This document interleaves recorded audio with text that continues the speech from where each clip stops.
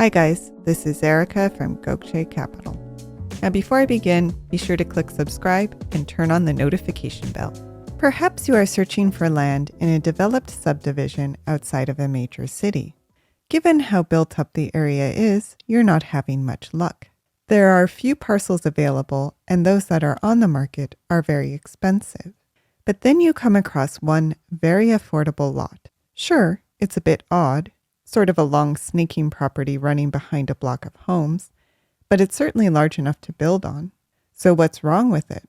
We'll find out at the end of this video. But first, say you have purchased or are buying a larger than normal parcel of land or home plot. In either scenario, you may need to determine whether your property comes with excess or surplus land. These concepts are important to help you determine the true value of your property and whether you can subdivide it. So in today's video, we'll cover the top things you need to know. Number 1, excess land is land that is not needed to serve or support the existing improvement. According to the FHA, excess land is land that is larger than what is typically in the neighborhood and capable of a separate use. Number 2, one of the most important things to understand about excess land is that it may have the potential to be subdivided and sold as a separate property. For this reason, the appraiser must often treat excess land separately in the valuation process. Number 3, surplus land is again land that is not currently needed to support the existing improvement. However, it cannot be separated or subdivided from the property and sold separately. From an appraisal perspective, surplus land does not have an independent highest and best use and may or may not contribute value to the improved parcel. Number 4. Let's look at an example. We have two parcels of land here. Both are larger than the average plot of land in the nearby area. In this first example, the home is placed over on one side of the property, leaving a portion of excess land on the other side that could theoretically be subdivided and used to support a new dwelling.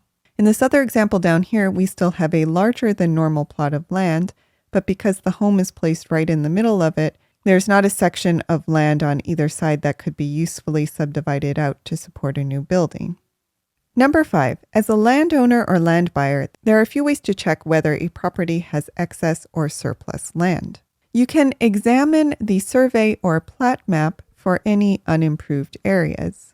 You can also check the subject property's land to building ratio against those of comparable sales. If your overall land to building ratio is much higher than those of comparable sales, or if the property comes with a lot more land than the average property in the area, it's a good bet that there is excess or surplus land.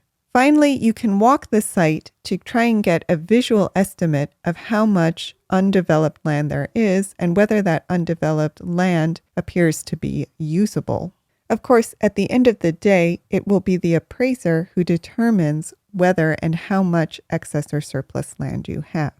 Number 6, if you think that you do have extra land on your hands, there are a few tests to help you determine whether that land is excess or surplus. First, you want to think about whether the additional property is of sufficient size, shape, and accessibility to be partitioned into a marketable property.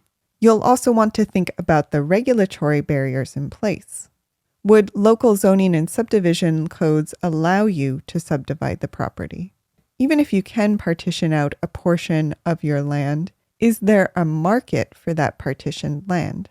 If the answer to all of these questions is yes, you likely have excess land. If you've answered no to one or more of the questions, you may have surplus land.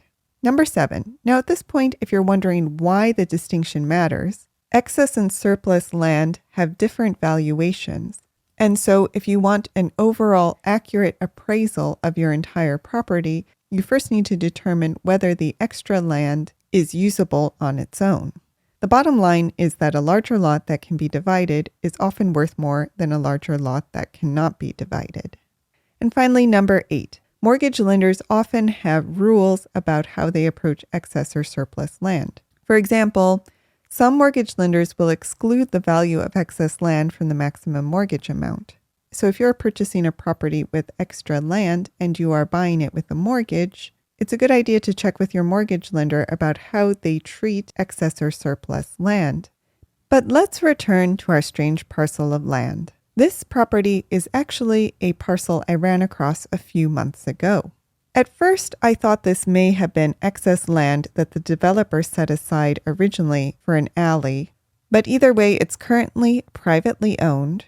And as you can see, there's a parcel on the neighboring block that looks just like this one and which seems to have an improvement on it.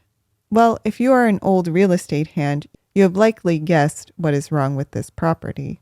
It is a right-of-way for a city sewer line. Now, this right-of-way came into private hands in a manner that such things usually occur, through a tax sale.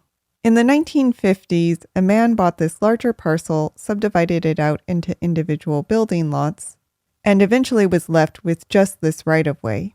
He stopped paying taxes on the right-of-way and it went to a tax sale, at which point someone else bought it and again stopped paying taxes because, of course, it is more or less useless, and it went back to a tax sale, and the cycle will likely continue on and on. But just to give you a more clear-cut example, here is a parcel that was at one point excess land to its adjoining lot and which was subdivided out. Now, of course, you could never build a home on this property, even though obviously the county did allow the subdivision to occur. And this is a great example of why, as a land buyer, you want to be careful about buying a property that may have at one point been an excess parcel of land to an adjoining property. But another good point here is that even if you do have excess land that you could theoretically subdivide out, it's not always a good idea to do so. After all, how much of a market do you think there is for a property like this? But do you have any stories about excess or surplus land? Let us know in the comments. Did you like this video? You're going to love our Gokce Land Due Diligence program. We'll make you a land due diligence expert in just 7 days. Check it out at gokcecapital.com/glad. And while you're at our website, don't forget to explore our $1 down listings at gokcecapital.com/listings. Finally, don't hesitate to reach out. You can email, call, or text, and we will respond as soon as possible. So thank you for listening, and more to come.